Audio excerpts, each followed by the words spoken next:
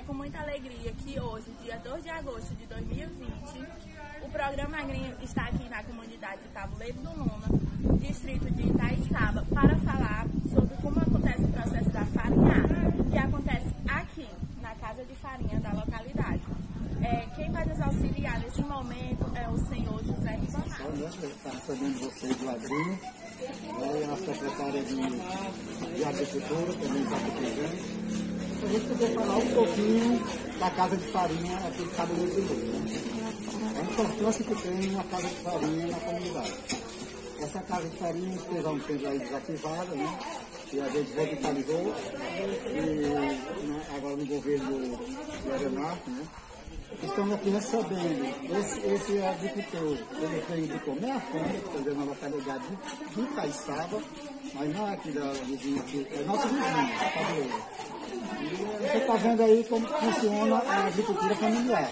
É uma família completa aí, com seus filhos, genros, netos, e esperando essa nossa atividade. E a agricultura em si, ela é um pouco longa, porque ela tem um processo de preparo de solo, plantar, e na hora da colheita tem um trator para ir buscar, né? Esse trator também faz parte da Secretaria de Agricultura, que hoje nos atende muito bem nessa hora.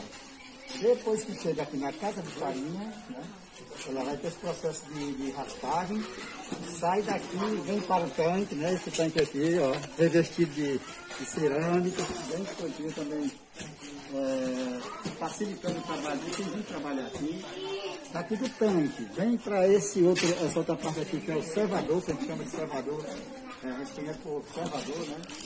Daqui a massa vai para a prensa, a massa vem para essa prensa aqui sai para esse forno, desse tanque aqui vem para o forno, né?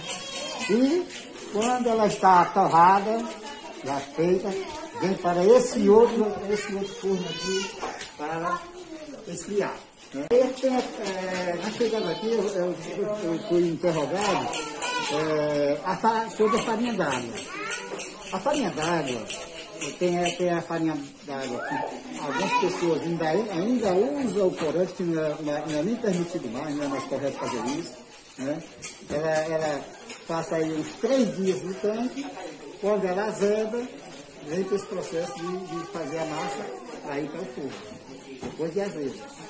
E tem a farinha branca. A branca que a gente fala é porque você coloca no dia, no outro dia já está cozinhando a farinha.